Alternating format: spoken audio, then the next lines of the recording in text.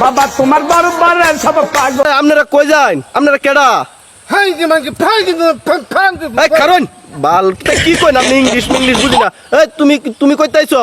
আঙ্গন বাসি সাই সাই পাঁচা মানে সাই। এই চুপ তো, তোমরা কথা মতো কিছু বুঝি না। বাংলা পারুন না? বাংলা কইন। এটা কি কইন বুঝি না বাংলা। আর বাংলা কইন। এই তুমি বাংলা বুঝো না? বাংলা বুঝো না?